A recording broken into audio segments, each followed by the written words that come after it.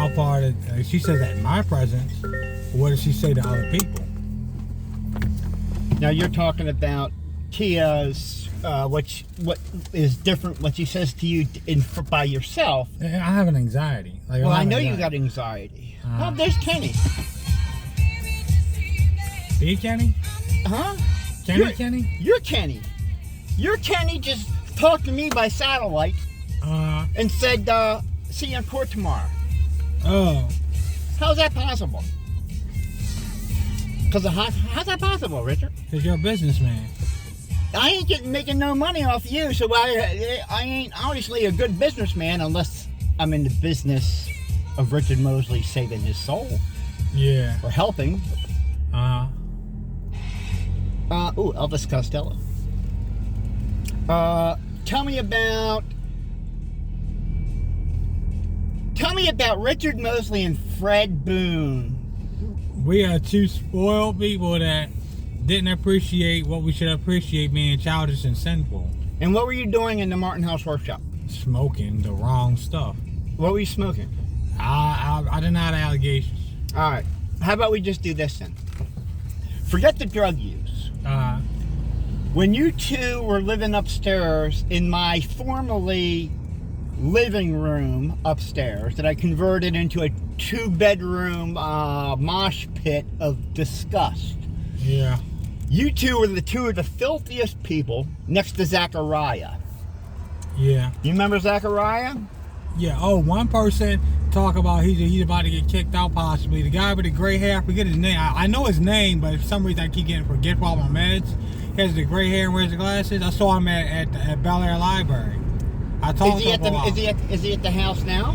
Yeah, he said he was probably possibly about to get kicked out for something. Probably not for not paying rent or getting high. You know, Karen, I helped him. He said he wanted to do yoga, and he said that yoga people smoke cocaine. I said, do not touch that. Do not mess with that. You think it's okay, and it's very addictive, and you find out too late. So I told him don't mess wait a minute. If somebody's telling you about cocaine, and you're telling them about yoga and cocaine. No, he told me he was doing yoga, and he said he's following yoga because he believes they do cocaine.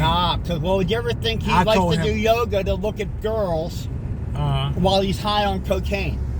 Have you ever thought about that angle? No, he never said that. And there's nothing wrong with him, because if you think of women, he's in the Martin House workshop, Richard. No, but I'm talking about he never told him, not telling me what I believe, why he would not tell me.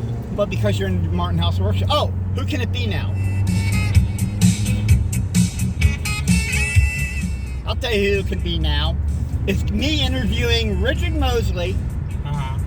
And remember the first time you came to the workshop? It was you. It was just me and you. It was just No, it was me, you, Stevie, and remember Dave McFadden? Yeah. The three of you guys. I'm thinking of the first day. Remember, it was just me and you. You were real buff and built. You had the long hair. You look like Magneto. I was you were my very first resident, weren't you?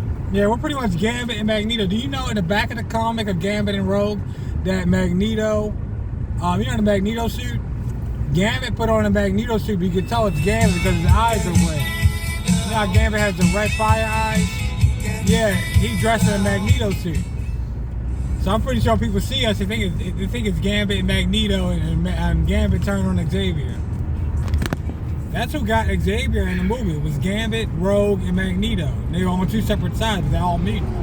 I got 6 years of the Martin House workshop with guys. How many guys, Richard, that came through this house that you know of?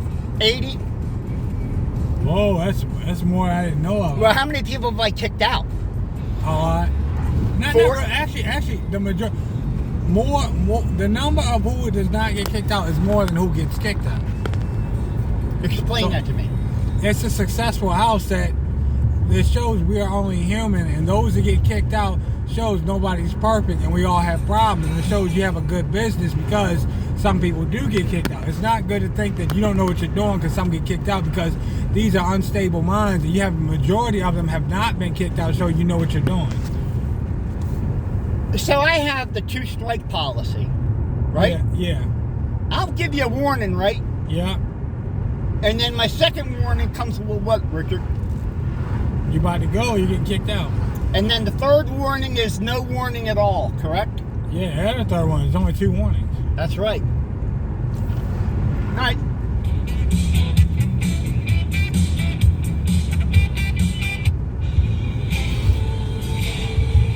I break them down, don't I, Richard? Yeah. All right.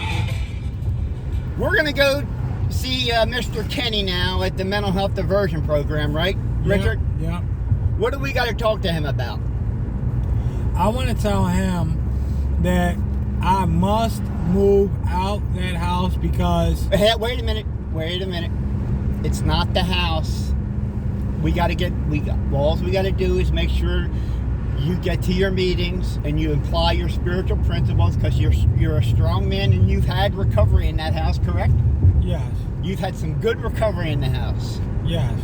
So you can prove to stay sober and drug-free, because I've seen you do it, correct? Correct. We got to get you involved in more meetings with Peter, and you got to start going to Bible study with me on Tuesdays. All right? Yeah. All right. We're going to talk to Mr. Kenny about what's going to happen with failed drug tests moving forward, I believe is what the conversation is. Yeah. All right. Say goodbye. Goodbye. Adios, amigos. You want to say hi, Don? Yeah. Well, let's go ahead. Hello, Don. My commanding ups a Marine Corps all the time. I got 5 purple ups.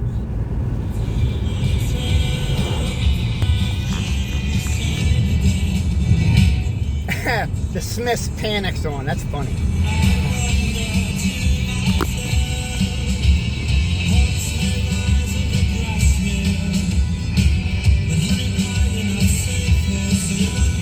Ooh, Moose Allison. Hold on. Eyesight to the blind, Richard. That's pretty prophetic, isn't it? Yeah, after I write that book and get money, I was thinking of fixing Carol's teeth, but something warned me that I don't know how she lives her personal life. And if you get in a car accident or you fight somebody, you can knock the teeth down somebody's throat. So you pay $34,000 to give somebody teeth fixed, and then they get in a fight, you're out $34,000 is what you're telling me. That's not that I'm worried about her safety.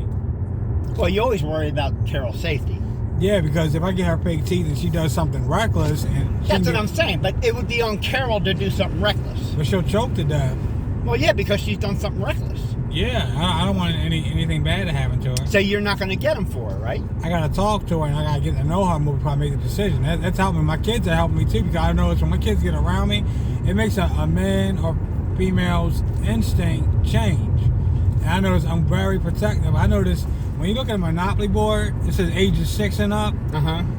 Don't listen to them saying ages 6 and up, because your kid may be 6 years old, pick up one of the small pieces and choke to death. Eat the piece. Your rationale thinking sometimes, Richard, is like Nikola Tesla's, right? Yeah. You're on a whole different plane, just like me. Yeah. Let me do a reverse Fargo-Noogle theory on you. If it says ages 6 and up, if your name's Dirk Robinson and you're 2 years old and you want to play with that, can I play with that? No. Why not? Because it's ages 6 and up. No, but no, not in my family, Richard. If I want to play with hey, Richard, this is my house. If I'm at the Martin House Workshop car, if I want to play a game that says for children under 4, and I'm 44, can I play? Yeah. But what if it says 4 and up, and I'm 3 years old? Can I play? No. Come on! You sound like my dad! Turn it off now, Richard. I'm done with this conversation. You hurt my feelings.